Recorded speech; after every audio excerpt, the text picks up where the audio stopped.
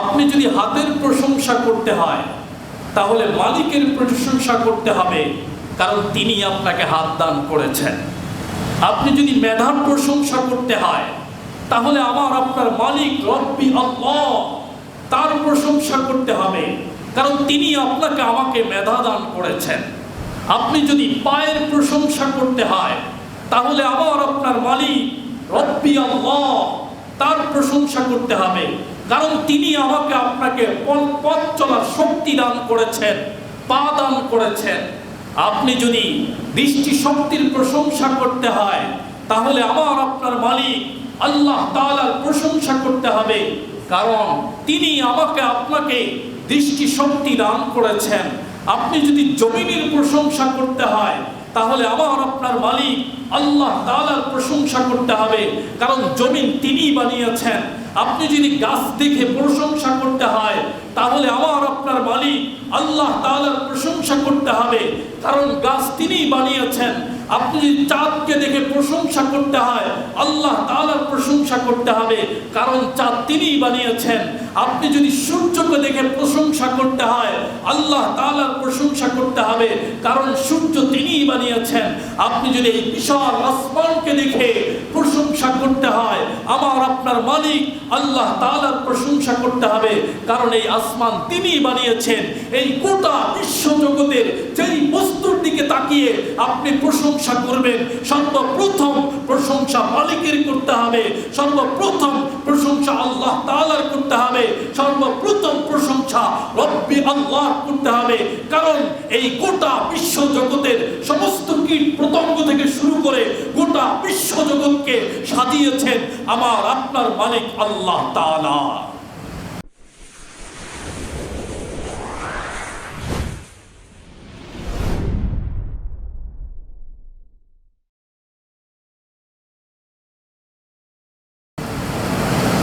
পবিত্র জুমার দিন নামাজের পূর্বক্ষণে আমাদের সকলকে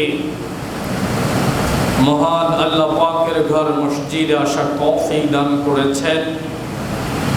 এই জন্য সকলেই দিল থেকে উঁচু কণ্ঠে শুকরিয়া আদায় করি আলহামদুলিল্লাহ। সম্মানিত উপস্থিতি, আমি আপনাদের সামনে এই পৃথিবীর সবচাইতে শ্রেষ্ঠ কিতাব পবিত্র কোরআন থেকে একটি আয়াত কারিমা তেলাওয়াত করেছি। সংক্ষিপ্ত সময়ের মধ্যে আলোচ্য আয়াতকে সামনে রেখে হেদায়েতের উদ্দেশ্যে আমলের নিয়তে কিছু কথা বলবো। আল্লাহ যদি তৌফিক দান করেন, ওয়া তাওফীকি ইল্লা বিল্লাহ। সম্মানিত উপস্থিতি, আমি আপনাদের সামনে যে আয়াতে কারিমা তেলাওয়াত করেছি আপনাদের সুপরিচিত একটি আয়াত, যে আয়াতে কারিমাটি সম্পর্কে কম বেশি আমাদের সকলেরই জানা আছে। প্রতিনিয়ত নামাজের মধ্যে আমরা এই আয়াতে কারিমাটি তেলাওয়াত করে থাকি, যেমন সূরা ফাতিহা আমরা তেলাওয়াত করি। সম্মানিত উপস্থিতি, আমি যে আপনাদের সামনে সূরা ফাতিহার প্রথম অংশ আয়াতে কারিমা তেলাওয়াত করেছি,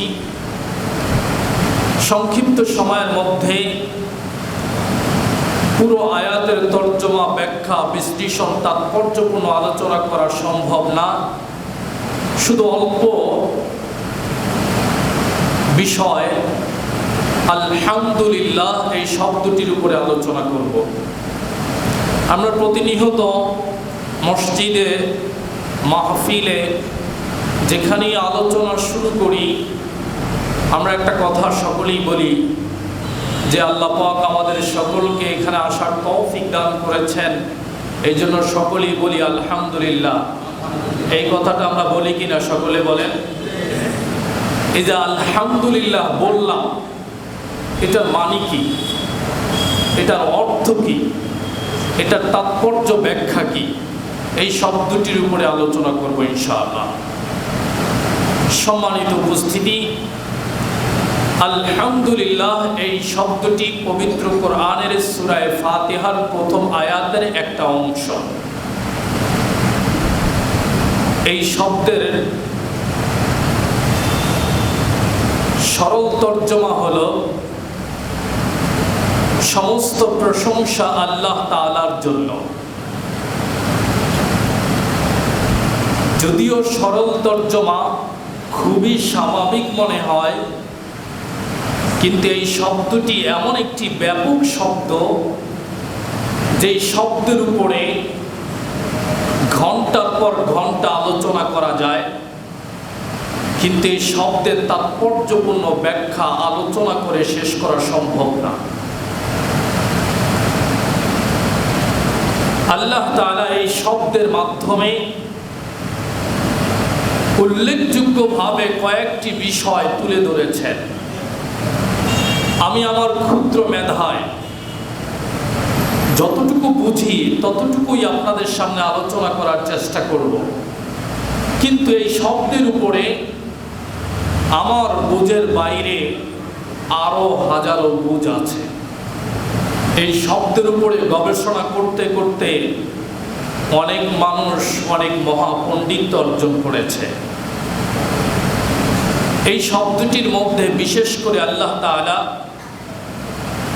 তার নিজের পরিচয়কে তুলে ধরেছেন। 2 নম্বরে এই শব্দটির মধ্যে আল্লাহ তাআলা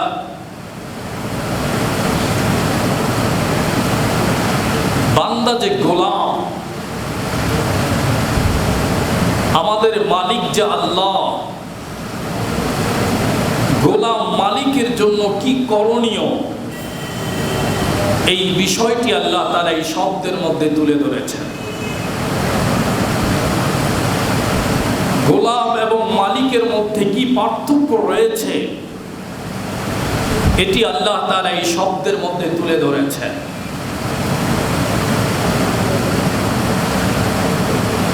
একজন মানুষ যখন একটা মানুষের জন্য অনেক কিছু করে, তখন ওই মানুষটাকে প্রতিদান দিতে হয়। আল্লাহ তাআলা এই গোটা বিশ্ব জগতের সমস্ত মানুষের জন্য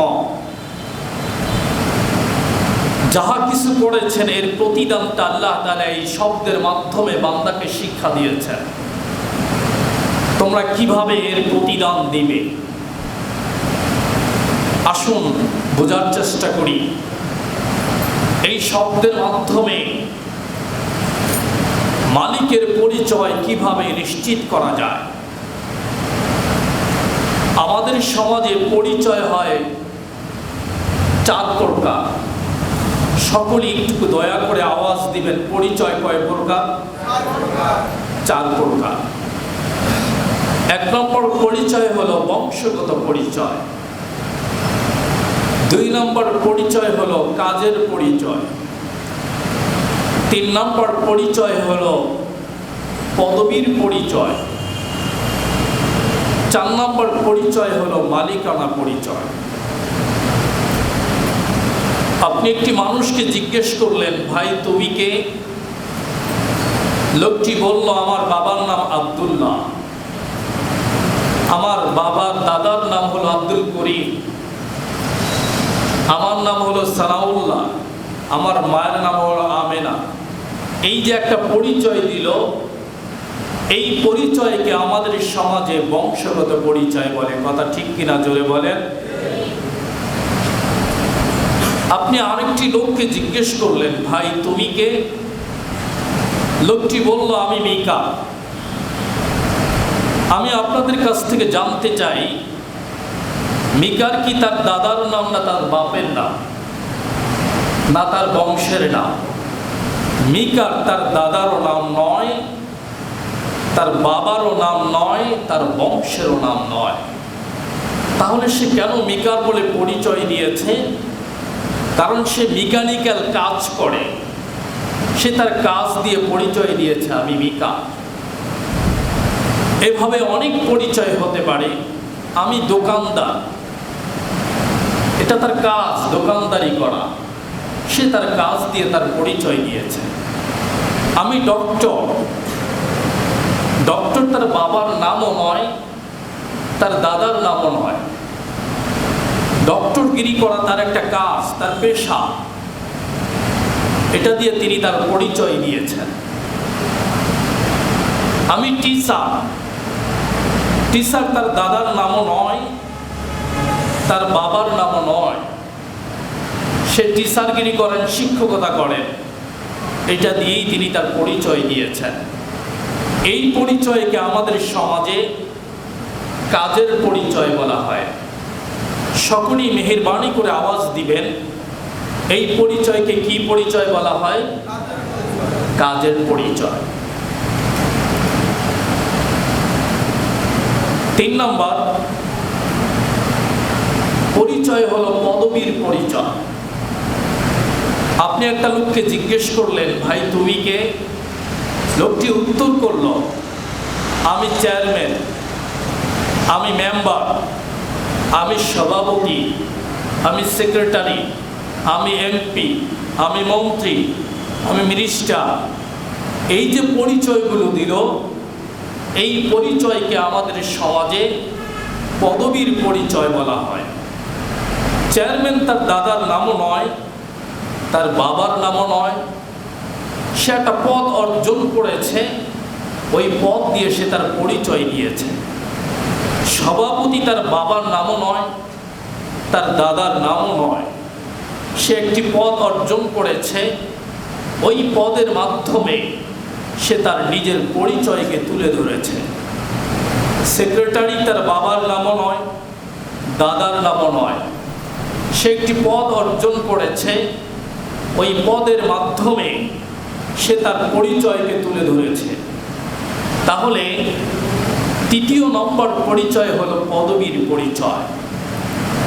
4 নম্বর পরিচয় হলো মালিকানা পরিচয়। ভাই তুমি কে? তোমার ডানে চোখের জ্যোতি যে পরিমাণ যায়, বামে যে পরিমাণ যায়, সামনে তোমার চোখের পাওয়ার যে পরিমাণ যায়, পিছনে তোমার চোখের পাওয়ার যে পরিমাণ যায়, টোটাল সম্পদের মালিক হলাম আমি। আমি আপনাদের কাছ থেকে জানতে চাই, এই 4টি পরিচয়ের মধ্যে সবচেয়ে শ্রেষ্ঠ, সবচেয়ে উঁচু পরিচয় হলো মালিকানা পরিচয়। কথা ঠিক কিনা জোরে বলেন? কারণ যিনি টোটাল বাংলাদেশটা পরিচালনা করেন, প্রাইম মিনিস্টার, তাকে এক মালিক বলা যেতে পারে একটা নির্দিষ্ট টাইমের জন্য। তার অধীনস্থই একজন চেয়ারম্যান থাকে, তার অধীনস্থই মালিকরা, তার অধীনস্থই বংশগত পরিচয় ব্যক্তিরা থাকে, তার অধীনস্থই কাজের পরিচয় যারা বহন করে তার অধীনস্থই থাকে। তাহলে যিনি মালিকানা পরিচয় বহন করে, তার অধীনেই বংশগত পরিচয়ের লোকরা থাকে, তার অধীনেই কাজের লোক পরিচয় ব্যক্তিবর্গরা থাকে, তার অধীনেই আপনার পদবীর পরিচয় থাকে। তাহলে সবচেয়ে উঁচু পরিচয় হলো মালিকানা পরিচয়। আল্লাহ সুবহানাহু তাআলা এই শব্দের মধ্যে আলহামদুলিল্লাহ, এই শব্দের মধ্যে তার মালিকানা পরিচয় তুলে ধরেছেন। কিভাবে তুলে ধরেছেন? আল্লাহ বলতেছেন, সমস্ত প্রশংসার মালিক হলাম আমি। মালিকানা পরিচয় দিয়েছেন। সম্মানিত উপস্থিতি, তিনি প্রশংসা দিয়ে তার পরিচয় তুলে ধরেছেন। কেন প্রশংসা দিয়ে তার পরিচয় তিনি তুলে ধরলেন? তার কারণ হলো, আপনি যদি হাতের প্রশংসা করতে হয়, তাহলে মালিকের প্রশংসা করতে হবে, কারণ তিনি আপনাকে হাত দান করেছেন। আপনি যদি মেধার প্রশংসা করতে হয়, তাহলে আমার আপনার মালিক রব্বি আল্লাহ, তার প্রশংসা করতে হবে, কারণ তিনি আপনাকে আমাকে মেধা দান করেছেন। আপনি যদি পায়ের প্রশংসা করতে হয়, তাহলে আমার আপনার মালিক রব্বি আল্লাহ, তার প্রশংসা করতে হবে, কারণ তিনি আমাকে আপনাকে পথ চলার শক্তি দান করেছেন, পা দান করেছেন। আপনি যদি দৃষ্টি শক্তির প্রশংসা করতে হয়, তাহলে আমার আপনার মালিক আল্লাহ তাআলার প্রশংসা করতে হবে, কারণ তিনি আমাকে আপনাকে দৃষ্টি শক্তি দান করেছেন। আপনি যদি জমিনের প্রশংসা করতে হয় তাহলে আমার আপনার মালিক আল্লাহ তাআলার প্রশংসা করতে হবে, কারণ জমিন তিনিই বানিয়েছেন। আপনি যদি গাছ দেখে প্রশংসা করতে হয় তাহলে আমার আপনার মালিক আল্লাহ তাআলার প্রশংসা করতে হবে, কারণ গাছ তিনিই বানিয়েছেন। আপনি যদি চাঁদকে দেখে প্রশংসা করতে হয় আল্লাহ তাআলার প্রশংসা করতে হবে, কারণ চাঁদ তিনিই বানিয়েছেন। আপনি যদি সূর্যকে দেখে প্রশংসা করতে হয় আল্লাহ তাআলার প্রশংসা করতে হবে, কারণ সূর্য তিনিই বানিয়েছেন। আপনি যদি এই বিশাল আসমানকে দেখে প্রশংসা করতে হয় আমার আপনার মালিক আল্লাহ তাআলার প্রশংসা করতে হবে, কারণ এই আসমান তিনিই বানিয়েছেন। এই গোটা বিশ্ব জগতের যেই বস্তুর দিকে তাকিয়ে আপনি প্রশংসা করবেন, সর্বপ্রথম প্রশংসা মালিকের করতে হবে, সর্বপ্রথম প্রশংসা আল্লাহ তাআলার করতে হবে, সর্বপ্রথম প্রশংসা রব্বি আল্লাহ করতে হবে, কারণ এই গোটা বিশ্ব জগতের সমস্ত কীট পতঙ্গ থেকে শুরু করে গোটা বিশ্ব জগৎকে সাজিয়েছেন আমার আপনার মালিক আল্লাহ তাআলা। তাই আল্লাহ তাআলা প্রশংসা দিয়ে তার পরিচয় তুলে ধরেছেন। প্রশংসার মালিক হলাম আমি রব্বি আল্লাহ, আলহামদুলিল্লাহ। সমস্ত প্রশংসার মালিক আল্লাহ, সমস্ত প্রশংসা তার জন্য।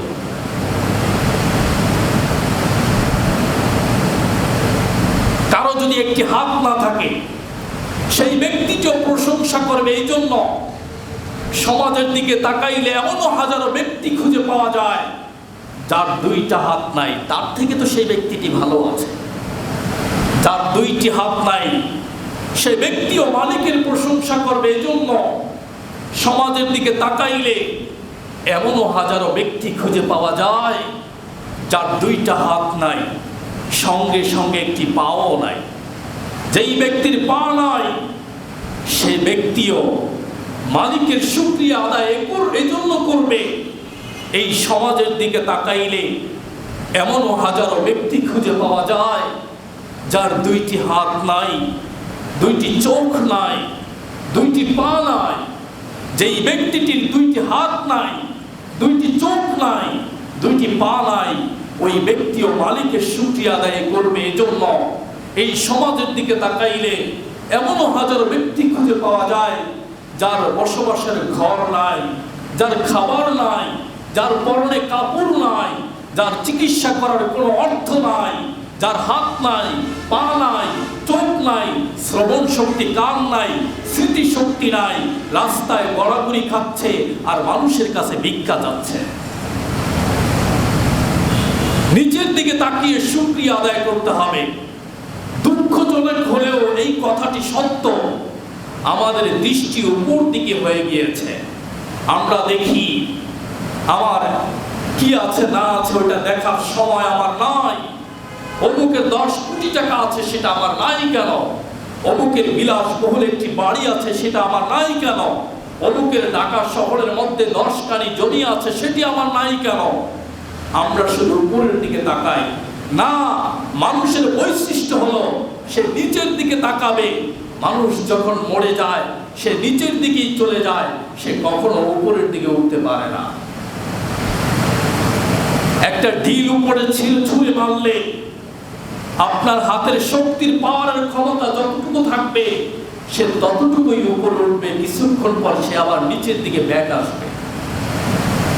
এই জন্য মানুষের বৈশিষ্ট্য, মাটি দিয়ে আল্লাহ পাক মানুষকে বানিয়েছেন, আর মাটির বৈশিষ্ট্য হলো সে নিচের দিকেই যাবে। আপনি মাটিকে যত উপরেই ছুঁড়ে মারেন না কেন সে কিন্তু নিচের দিকেই ফিরত আসবে। মানুষকে যেহেতু আল্লাহ তারা মাটি দিয়ে বানিয়েছে তাই মানুষ নিচের দিকেই তাকাবে। আমার কি আছে সেটা অন্যজনের আছে কিনা সেটা হলো দেখার বিষয়। তাহলেই প্রত্যেকটি মানুষের পক্ষে মালিকের শুকরিয়া আদায় করা সহজ হয়ে যাবে। এই শুকরিয়া আদায় করা দুইটা পদ্ধতি আছে। আলহামদুলিল্লাহ বললাম আর হয়ে গেল তা নয়। আমি মালিকের নিয়ামত ভোগ করলাম আর মুখে বললাম আলহামদুলিল্লাহ হয়ে গেল, এখানেই কিন্তু শেষ নয়। আমি দুপুরবেলা পেট ভরে খানা খাইলাম, খানা খাওয়া শেষে বললাম আলহামদুলিল্লাহ, আমি মনে করলাম যে সব শেষ হয়ে গেছে। না, অনেক কিছু এখনো বাকি আছে। আমি একটি ভালো সুস্বাদু ফল খেলাম আর মুখে উচ্চারণ করলাম আলহামদুলিল্লাহ, মালিকের প্রশংসা করলাম, এখানেই সব কিছু শেষ হয়ে গেছে। না, আরো কিছু বাকি আছে। এই প্রশংসা আদায় করার দুইটি পদ্ধতি। সকলেই বলবেন কয়টা পদ্ধতি? আরো জোরে বলেন। দুইটা। একটি হলো মুখের দ্বারা প্রশংসা আদায় করা, আরেকটি হলো কাজের মাধ্যমে প্রশংসা আদায় করা। একটি উদাহরণ দিলে খুব ভালো বুঝবেন। একজন মালিক তার কর্মচারীর কাজে খুশি হয়ে তাকে মাস শেষে একটু বেতন বাড়িয়ে দিয়েছে। তার যা বেতন নির্ধারিত ছিল 10,000 টাকা, সে খুশি হয়ে তাকে আরো 2,000 টাকা বেশি করে দিয়েছে। এমন তো অবস্থায় এই কর্মচারী যদি মালিকের শুধু প্রশংসা করতে থাকে, মালিক আপনি খুব ভালো, আপনার চেহারা খুব সুন্দর, আপনাকে দেখতে অনেক ভালো লাগে, আপনার মতো ভালো মানুষ হয় না, যত প্রশংসা করা দরকার সে সমস্ত প্রশংসা করলো, কিন্তু পরের মাসে সে কাজটা ঠিক মতো আদায় করলো না। আমি আপনাদের কাছ থেকে জানতে চাই, এই কর্মচারী যতই মালিকের প্রশংসা করুক না কেন, পরের মাসে কাজটা ঠিক মতো না করার কারণে মালিক কি তার বেতনটা ঠিক মতো দিবে? আরো জোরে বলেন। বাড়তি বেতন দেওয়ার তো প্রশ্নই আসে না। তিনি যেটা প্রাপ্য সেটাও তাকে দিবে না। ঠিক অনুরূপ ভাবে আমার আপনার মালিক এই দুনিয়ায় আমাকে আপনাকে বাঁচার জন্য সব কিছুই দিয়েছেন। চোখ দিয়েছেন, হাত দিয়েছেন, পা দিয়েছেন, চিন্তা শক্তি দিয়েছেন, ব্রেন দিয়েছেন, জমিন দিয়েছেন, ফসল দিয়েছেন, সূর্যের আলো দিয়েছেন, অক্সিজেন দিয়েছেন, সব কিছুই দিলেন। আপনি শুধু ভোগ করলেন আর বললেন আলহামদুলিল্লাহ, আলহামদুলিল্লাহ, আল্লাহ তোমার প্রশংসা, সব তোমার জন্য। এখানেই কিন্তু শেষ না, কাজ করতে হবে। যেমনই ভাবে একজন কর্মচারী মালিকের প্রশংসা করলেই শেষ হয়ে যায় না, কাজ করতে হয়, তাহলে মালিক তার প্রফিটটা একটু বাড়িয়ে দেয়। ঠিক অনুরূপ ভাবে যে বান্দা দুনিয়ায় আল্লাহ পাকের নিয়ামত ভোগ করে কাজের মাধ্যমে শুকরিয়া আদায় করে, আল্লাহ তাআলা তার নিয়ামতকে আরো বেশি বাড়িয়ে দেয়। এই জন্যই আল্লাহ বলেন لئن شكرتم لأزيدنكم ولئن كفرتم إن عذابي لشديد। যে বান্দা আমার নিয়ামত পেয়ে নিয়ামতের শুকরিয়া আদায় করলো, আমি আল্লাহ তাআলা তার নিয়ামতকে আরো বেশি বৃদ্ধি করে দেই। আর যে বান্দা আমার নিয়ামতকে ভোগ করলো আর নাশুকরিয়া আদায় করলো, জেনে রাখো আমার নিয়ামত তোমার কাছ থেকে দূরে সরায় নিব এবং শক্ত আযাবে তোমাকে গ্রেফতার করবই করব। এজন্য আলহামদুলিল্লাহ বললাম আর শুকরিয়া আদায় করে ফেললাম, বিষয়টা কিন্তু এখানেই শেষ না। কাজের মাধ্যমে মালিকের প্রশংসা আদায় করতে হবে। আল্লাহ তাআলা এই শব্দটি আলহামদুলিল্লাহ, এই শব্দটি দ্বারা দুটো জিনিস খুব গুরুত্বপূর্ণ বুঝিয়েছেন। এক হলো মালিকের প্রশংসা করা, আরেকটি হলো মালিককে ধন্যবাদ জানানো, কৃতজ্ঞতা আদায় করা। কৃতজ্ঞতা আদায় করে মানুষ কাজের মাধ্যমে, আর প্রশংসা মানুষ মুখের মাধ্যমে করে। প্রশংসা আর কৃতজ্ঞতা এই দুইটি জিনিস এক না, ভিন্ন ভিন্ন। কারো প্রশংসা করা আর কাউকে ধন্যবাদ জানানো, বাংলায় যেটা বলা হয়, এই দুটোর মধ্যে আলাদা পার্টিশন আছে। এটি বোঝার জন্য আমি একটি উদাহরণ দেই। রাস্তা দিয়ে একটি গাড়ি যাচ্ছে, গাড়িটি আপনার সামনে ব্রেক করলো, চমৎকার একটি গাড়ি। আপনি গাড়িটি দেখেই এই কথা বলেন না গাড়ি তোমাকে ধন্যবাদ, এই কথা কিন্তু আপনি বলেন না। আপনি বলেন কি চমৎকার গাড়ি, কথা ঠিক কিনা? চমৎকার সুন্দর গাড়ি। এই যে আপনি চমৎকার সুন্দর গাড়ি বললেন, আপনি গাড়িটির প্রশংসা করলেন, ধন্যবাদ দেন নাই, এটা হলো প্রশংসা।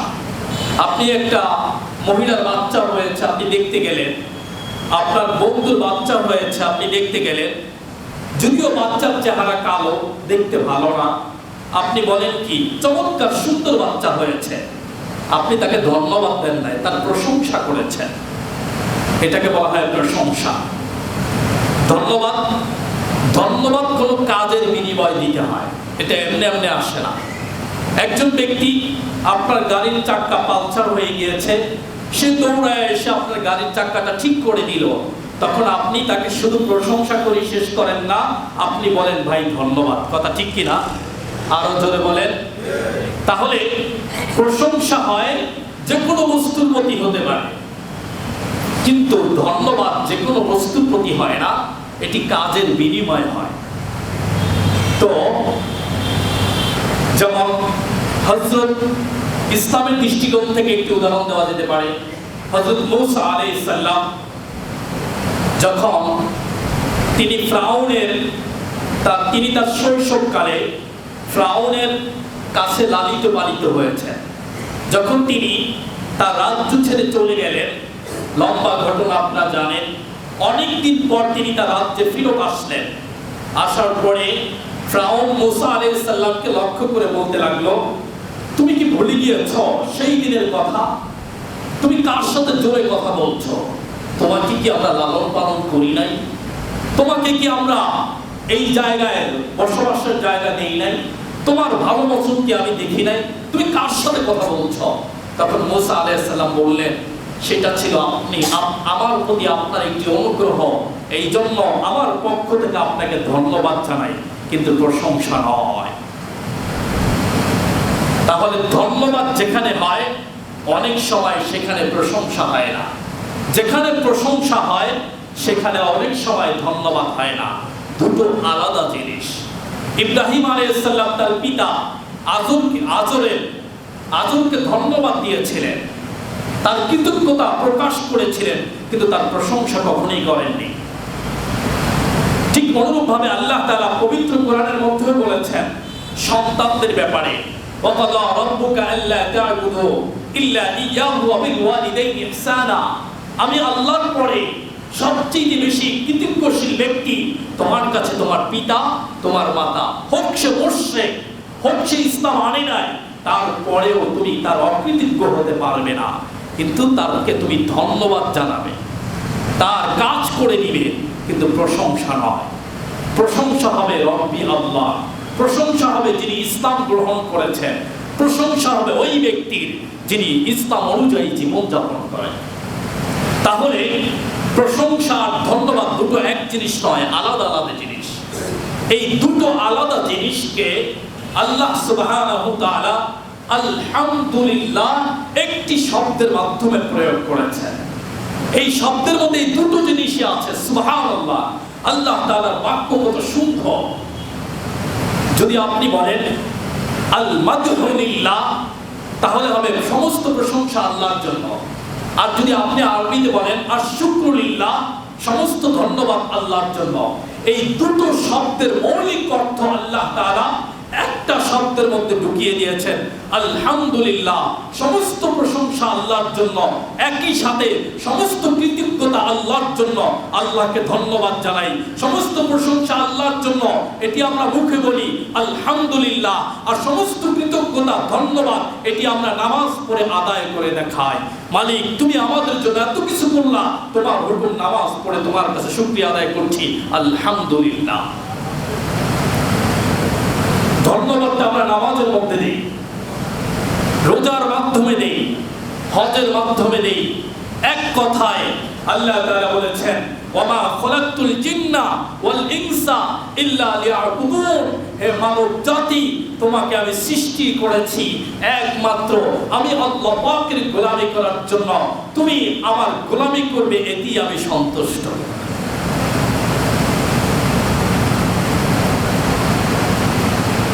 সম্মানিত উপস্থিতি, তাহলে সমস্ত প্রশংসার মালিককে?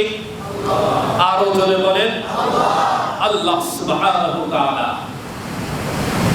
এখন আপনারা একটা প্রশ্ন করতে পারেন, সমস্ত প্রশংসা হয় ভালো কাজের, খারাপ কাজের কোনো প্রশংসা হয় না। একজন ব্যক্তি নামাজ পড়েছেন, নামাজ একটি ভালো কাজ, এই নামাজের জন্য সন্তান বাবার প্রশংসা করে, আবার বাবাও সন্তানের প্রশংসা করে, আমার ভালো ছেলে নামাজ পড়েছে, খুবই ভালো। কি বলেন, প্রশংসা করলো কিনা? একজন ব্যক্তি চুরি করেছে, এটি ভালো কাজ নয়, এটির জন্য কোনো মানুষ কখনো প্রশংসা করে না। তাহলে ভালো কাজের হয় প্রশংসা, খারাপ কাজের কোনো প্রশংসা হয় না। কথা ঠিক কিনা জোরে বলেন। তাহলে সমস্ত প্রশংসার মালিক আল্লাহ, সমস্ত প্রশংসা তার জন্য। তাহলে গোটা বিশ্ব জগতের সমস্ত ভালো কাজেরই হয় প্রশংসা, আর এই ভালো কাজটাই আল্লাহর জন্য। আর প্রত্যেকটা ভালো কাজের যে প্রশংসা হয়, এই প্রশংসাটাও আল্লাহর জন্য। তাহলে নেগেটিভের মালিক কি? একজন চোর যে চুরি করলো, এটা তিনি এই চুরির দায়ভার কে নিয়ে? এটার মালিক আর কোন রব আছে যে তিনি খারাপ কাজটার মালিক হয়েছেন, আরেক রব ভালো কাজটার মালিক হয়েছেন? এরকমটা কি? কখনই না। তাহলে রব তো একজন, তিনি সমস্ত ভালো কাজের মালিক, খারাপ কাজের মালিককে? এটা আমাদেরকে বুঝতে হবে। খুব খুব জটিল প্রশ্ন। এই প্রশ্নের উত্তর বোঝার জন্য সময় আমার হাতে আছে কিনা আমি জানি না। সম্মানিত উপস্থিতি, আল্লাহ সুবহানাহু ওয়া তাআলা এই পৃথিবীতে অনেক সৃষ্টি করেছেন। যেমন মানুষ সৃষ্টি করেছেন, পশু পাখি প্রাণী সৃষ্টি করেছেন, আল্লাহ তাআলা ফেরেশতা সৃষ্টি করেছেন। পশু পাখি প্রাণীকে আল্লাহ তাআলা নেগেটিভ কাজকে গুনাহ বলা হয়। সকলেই বলেন নেগেটিভ কাজকে কি বলা হয়? একটা মানুষ চুরি করেছে, এটা পজিটিভ না নেগেটিভ? আরো জোরে বলেন নেগেটিভ। চুরি করা মানে গুনাহ। একটা মানুষ ডাকাতি করেছে, এটা নেগেটিভ কাজ, এটা গুনাহের কাজ। তাহলে নেগেটিভ মানে গুনাহ করা। আল্লাহ তাআলা পশু পাখি প্রাণীকে গুনাহের মজা বোঝার যোগ্যতা দান করেছেন। পক্ষান্তরে গুনাহের সাজা বোঝার যোগ্যতা আল্লাহ সুবহানাহু ওয়া তাআলা পশু পাখি প্রাণীকে দেয় না। তাহলে পশু পাখি প্রাণীকে আল্লাহ সুবহানাহু ওয়া তাআলা গুনাহের মজা বোঝার যোগ্যতা দিয়েছেন, সাজা বোঝার যোগ্যতা দেননি। পক্ষান্তরে ফেরেশতাদেরকে আল্লাহ সুবহানাহু ওয়া তাআলা গুনাহের সাজা বোঝার যোগ্যতা দিয়েছেন, গুনাহের মজা বোঝার যোগ্যতা দেননি। পক্ষান্তরে মানুষকে আল্লাহ সুবহানাহু ওয়া তাআলা গুনাহের সাজা বোঝার যোগ্যতা দিয়েছেন, গুনাহের মজা বোঝার যোগ্যতা দিয়েছেন। এখন প্রশ্ন, পশু পাখি প্রাণীকে আল্লাহ সুবহানাহু ওয়া তাআলা গুনাহের মজা বোঝার যোগ্যতা দিলেন কেন? সেই যোগ্যতা আবার ফেরেশতাদেরকে দিলেন না কেন? আবার মানুষকে উভয় যোগ্যতা কেন দিলেন? যে কথা বলছিলাম, তো পশু পাখি প্রাণীকে আল্লাহ তাআলা গুনাহের মজা বোঝার যোগ্যতা দিয়েছেন। এই জন্যই দেখবেন পশু পাখি বিবাহ ছাড়াই মিলামেশা করে কিনা বলেন? তাদের মধ্যে কি বিবাহ বন্ধনের কোনো বিধান আছে? পশু পাখি অন্যের সম্পদ চুরি করে খেয়ে ফেলে, খায় কিনা জোরে বলেন? তাদের জন্য কি কোনো বিধান আছে? নাই। সে গুনাহের কাজ করতে পারে, গুনাহের ভিতরে সে মজা পায়, এটা আল্লাহ তাআলা তাদেরকে সেই যোগ্যতা দিয়েছে। কিন্তু এই গুনাহ করলে কি সাজা হবে, এটা বোঝার যোগ্যতা আমাদের নাই। আপনি একটা ছাগলকে সারাদিন বুখারী কিতাব দিয়া বুঝান, পবিত্র কোরআন দিয়া বুঝান যে ভাই অমুকের গাছ খাইস না তুই। আমি আপনাদের কাছ থেকে জানতে চাই, এই ছাগল গাছ খাবে না খাবে না? তাহলে পশু পাখি প্রাণীকে আল্লাহ সুবহানাহু ওয়া তাআলা গুনাহের মজা বোঝার যোগ্যতা দিয়েছেন, সাজা বোঝার যোগ্যতা দেননি। পক্ষান্তরে ফেরেশতারা কোনোদিন গুনাহ করে না। কেন করে না? তারা আল্লাহ পাকের জাহান্নাম দেখেছে, আল্লাহ পাকের শাস্তি তারা দেখেছে। এই জন্য কোনো ফেরেশতা কখনই গুনাহ করে না, তাদেরকে আল্লাহ তাআলা গুনাহ করার কোনো যোগ্যতাই দেন না। কিন্তু মানুষকে আল্লাহ সুবহানাহু ওয়া তাআলা গুনাহের মজা বোঝার যোগ্যতা দিয়েছেন, গুনাহের সাজা বোঝার যোগ্যতা দিয়েছেন। কেন দিলেন? প্রত্যেকটি মানুষের অন্তরে আল্লাহ সুবহানাহু ওয়া তাআলা একটা ইচ্ছা শক্তি দিয়েছেন। ওই ইচ্ছা শক্তির মাধ্যমে তুমি চাইলে ভালো পথেও চলতে পারবে, তুমি চাইলে খারাপ পথেও চলতে পারবে, তুমি চাইলে গুনাহও করতে পারবে, তুমি চাইলে গুনাহ ছাড়া জীবন যাপন করতে পারবে, তুমি চাইলে নামাজ পড়তে পারবে, তুমি চাইলে নামাজকে পরিত্যাগ করতে পারবে, তুমি চাইলে চুরি করতে পারবে, তুমি চাইলে চুরিকে পরিত্যাগ করতে পারবে। এই ইচ্ছা শক্তিটা শুধুমাত্র মানুষকে দেওয়া হয়েছে, কোন পশু পাখিকে প্রাণীকে আল্লাহ তাআলা দেন নাই, কোন গাছপালা তরুলতাকে আল্লাহ তাআলা দেন নাই, ফেরেশতাদেরকেও আল্লাহ তাআলা দেন নাই, শুধু মানুষকে দিয়েছেন। কেন দিয়েছেন? মানুষের জন্য একটা পরীক্ষা আছে। এই গোটা পৃথিবীটা হলো একটা পরীক্ষার হল, প্রত্যেকটি মানুষ হলো পরীক্ষার্থী। আমাদের স্কুল কলেজ ইউনিভার্সিটিতে পরীক্ষার হলের মধ্যে দুই শ্রেণীর লোক থাকে। সকলেই বলেন কয় শ্রেণীর লোক থাকে? দুই শ্রেণীর। এক হলো শিক্ষক মণ্ডলী, আরেক হলো পরীক্ষার্থী। পরীক্ষার্থী চাইলে ভুলও লিখতে পারে, সঠিকও লিখতে পারে। সে যদি ভুল লেখে তার রেজাল্ট হবে খারাপ, সে যদি সঠিক লেখে তার রেজাল্ট ভালো হবে। পরীক্ষার হলে তারা ডিউটিম্যান দায়িত্বশীল ব্যক্তি থাকে, তারা তাদের দায়িত্বে ভুল করতে পারে না। তাদের দায়িত্বে যদি ভুল হয় তাদের চাকরি থাকবে না। ঠিক অনুরূপ ভাবে এই বিশ্ব জগতের প্রত্যেকটি মানুষ হলো পরীক্ষার্থী। আল্লাহ নিজেই বলছেন, আল্লাযী খালাকাল মাউতা ওয়াল হায়াতা লিয়াবলুয়াকুম আইয়ুকুম আহসানু আমালা। মানুষের জীবন এবং মৃত্যু দেওয়া হয়েছে পরীক্ষা করার জন্য। এই পরীক্ষার হলে যদি মানুষ পাস করতে পারে, কাল কিয়ামতের দিন আমি তাকে পুরস্কার দিব জান্নাত। কথা ঠিক কিনা জোরে বলেন? যেহেতু মানুষের জন্য পুরস্কার জান্নাতের ব্যবস্থা আছে, মানুষের জন্য পরীক্ষা আছে। পশু পাখি প্রাণীর জন্য পুরস্কারের কোনো ব্যবস্থা নাই, তাদের কোনো পরীক্ষা নাই।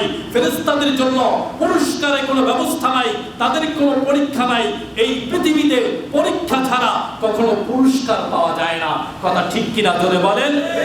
যেখানেই পুরস্কার আছে সেখানেই পরীক্ষা আছে, যেখানেই পরীক্ষা আছে সেখানেই পুরস্কার আছে। যেহেতু মানুষকে আল্লাহ তাআলা জান্নাত পুরস্কার দিলেন, তাই মানুষকে দুনিয়ায় পরীক্ষা করবেন। এই জন্য আল্লাহ সুবহানাহু ওয়া তাআলা মানুষকে নেগেটিভ পজিটিভ উভয় পথে চলার স্বাধীনতা দিয়েছেন। কোরআন পাঠায় জানিয়ে দিয়েছেন এটা হলো সত্য, এটা হলো মিথ্যা। শাহরুর রমাদানাল্লাযী উনজিলা ফীহিল কুরআন, রাসূল পাঠিয়ে জানিয়ে দিয়েছেন এটা হলো সত্য, এটা হলো মিথ্যা। হুয়াল্লাযী বাআসা ফিল উম্মিয়্যিনা রাসূলাম মিনহুম, উলামায়ে কেরামের মাধ্যমে জানিয়ে দিয়েছেন এটা হলো সত্য, এটা হলো মিথ্যা। ইন্নামা ইয়াখশাল্লাহা মিন ইবাদিহিল উলামা, মুয়াজ্জিন সাহেবের আযানের মাধ্যমে জানিয়ে দিয়েছেন এটা হলো সত্য, এটা হলো মিথ্যা। এই কথাগুলো বোঝার জন্য আকল দান করেছেন, ব্রেন দান করেছেন। এটা এজন্য দেওয়া হয় নাই দুনিয়ায় অট্টালিকার বাড়িগাড়ির মালিক হবে আর দুনিয়া উপভোগ করবে, নো নেভার। এই জন্য তোমার স্মৃতি শক্তি ব্রেন দেওয়া হয় নাই, এটি দেওয়া হয়েছে সত্য মিথ্যা বুঝে নিজেকে সত্যের পথে পরিচালিত করবে, এই জন্য দেওয়া হয়েছে। এখন যেই ব্যক্তিটি নিজেকে সত্যের পথে পরিচালিত না করে, আল্লাহ বলেন উলাইকা কাল আনআম বাল হুম আদাল, এই লোকগুলো চতুর্থ পথ প্রাণীর চাইতেও নিকৃষ্ট। কেন? ঘুমানোর জন্য তো মানুষ আমি বানাই নাই, তোমার চাইতে গরু বেশি ঘুমায়। বাচ্চা জন্ম দেওয়ার জন্য তো আমি মানুষ বানাই নাই, তোমার চাইতে কুকুর বেশি পরিমাণে বাচ্চা জন্ম দেয়। আমি মানুষকে বানিয়েছি ইবাদত করার জন্য, যেটি কুকুর করতে পারে না, গরু করতে পারে না। তাই মানুষকে আল্লাহ তাআলা নেগেটিভ পজিটিভ উভয় পথে চলার স্বাধীনতা কেন দিলেন? কারণ মানুষ পরীক্ষার্থী। এই জন্যই আল্লাহ তাআলা মানুষকে উভয় পথে চলার স্বাধীনতা দিয়েছেন। এখন এই পরীক্ষার হলে যে ব্যক্তি নিজের ইচ্ছাকে সত্যের পথে পরিচালিত করতে পারবে, সেই ব্যক্তিটি জান্নাত পাবে। আর সমস্ত সত্য কাজ হলো ভালো কাজ, সমস্ত ভালো কাজের হয় প্রশংসা, আর সমস্ত প্রশংসার মালিক হলেন আল্লাহ, আর সমস্ত নেগেটিভ কাজের ভুক্তভোগী সে নিজে হবে। এটা তার নিজের দায়ভার নিজেকে নিতে হবে। একজন একটা কোম্পানি কলম বের করেছে সেটি দিয়ে লেখার জন্য, লেখা একটি ভালো কাজ, কিন্তু কোনো ব্যক্তি যদি কলম ঢুকিয়ে আরেকজনকে মেরে ফেলে, এই দায়ভার কি এই কলম কোম্পানির মালিক নিবে? জোরে বলেন, আরো জোরে বলেন। এই দায়ভার ওই ব্যক্তি নিবে, কারণ মালিক কলমটা এই জন্য বানায় নাই যে এই কলম দিয়ে তুমি অন্যকে হত্যা করবে। মালিক তো কলমটা এই জন্য বানিয়েছে এটা দিয়ে তুমি লিখবে, এটা কি ভালো কাজ। তুমি যদি এটাকে নেগেটিভ দিকে প্রভাবিত করো, এই দায়ভার মালিক নিবে না, এটাকে তোমাকেই নিতে হবে। এই জন্য প্রত্যেকটি মানুষের গুনাহের দায়ভার আল্লাহ তাআলা নেবেন না, এটি মানুষকে নিতে হবে। এর জন্য প্রত্যেকটি গুনাহগারকে কাল কিয়ামতের দিন জাহান্নামের শাস্তি ভোগ করতে হবে। আল্লাহ সুবহানাহু ওয়া তাআলা আমাদেরকে এই কথাগুলো বুঝার, মানার তৌফিক দান করুন। ওয়া আখির দাওয়ানা আলহামদুলিল্লাহি রাব্বিল আলামিন। আমরা যারা সুন্নাত পড়ি সুন্নাত পড়ি।